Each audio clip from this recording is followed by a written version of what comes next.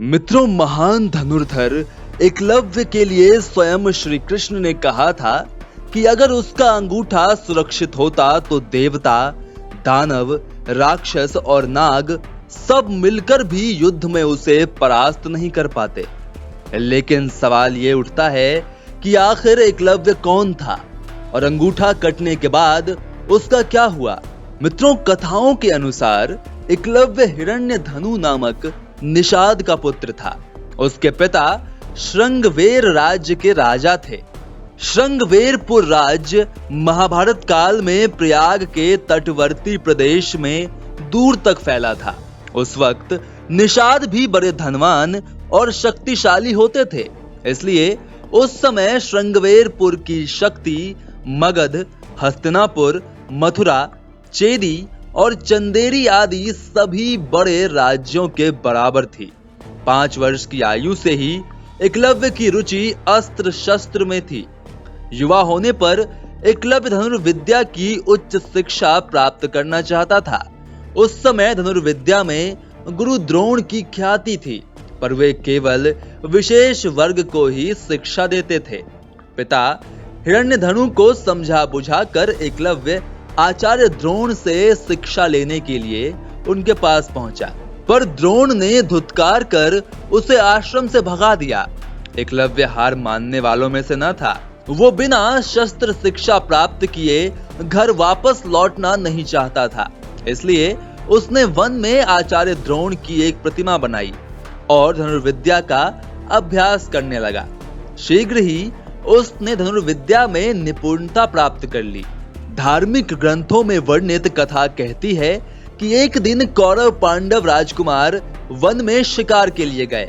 तब एक कुत्ता उनके पीछे चल रहा था, जो कि भटक कर वहां पहुंच गया जहां एकलव्य द्रोण प्रतिमा के समक्ष अभ्यास कर रहा था। एकलव्य को देखकर कुत्ता भौंकने लगा, तो अपने अभ्यास में व्यवधान जानकर एकलव्य ने अपने अस्त्र लाघव का परिचय देते हुए कुत्ते के मुंह में एक साथ 7 बाण मारे। वो बाण इतनी कुशलता से चलाए गए थे कि कुत्ते को जरा भी चोट नहीं लगी। जब बाण सहित वो कुत्ता कौरव पांडवों के पास पहुंचा तो सारे राजकुमार आश्चर्यचकित रह गए। सब राजकुमार जब एकलव्य के पास पहुंचे तो उसने अपने आप को द्रोण का शिष्य बताया और वहां उसने द्रोणाचार्य की प्रतिमा दिखाई। ये बात स्वयं को गुरु द्रोण का सर्वश्रेष्ठ शिष्य मानने वाले अर्जुन को बहुत खली। उसने विनम्रता पूर्वक इसका उलाहना एकांत में द्रोण को दिया। तब द्रोण अर्जुन को साथ लेकर उसके पास आए। गुरु को साक्षात सम्मुख देख एकलव्य उनके चरणों में झुक गया, लेकिन गुरु द्रोण ने अर्जुन को सबसे बड़ा धनुर्धर बनाने का वचन दिया था। उन्हें अपने वचन की याद आई और गुरु दक्षिणा में उन्होंने एकलव्य से दाहिने हाथ का अंगूठा मांग लिया। एकलव्य ने प्रसन्नता से उदार भाव से बगैर विचारे अपने दाहिने हाथ के अंगूठे को काटकर गुरु द्रोण को अर्पित कर दिया। इससे द्रोण भी अत्यंत प्रसन्न हुए और उन्होंने उसे संकेत मात्र से बताया कि किस प्रकार तर्जनी और मध्यमा के संयोग से बाण पकड़कर धनुष की प्रत्यंचा खींची जा सकती है। इस तरह द्रोण ने एकलव्य को अगले स्तर की धनुर्विद्या उत्तराधिकार के रूप में सौंपी। एक कथा कहती है क्योंकि द्रोण एकलव्य के स्वभाव, अतीत और भविष्य को समझते थे, इसलिए उन्होंने उसका अंगूठा गुरु दक्षिणा में मांगा था। इसके 2 उद्देश्य थे। पहला, एकलव्य की शक्ति के दुरुपयोग को नियंत्रित करना और दूसरा, उसकी प्रतिभा का उपयोग बगैर अंगूठे वाली आधुनिक धनुर्विद्या के विकास में करना। चलिए अब अपने उस सवाल पर लौटते हैं कि आखिर अंगूठा कटने के बाद एकलव्य आखिर कहां चला गया और उसका क्या हुआ।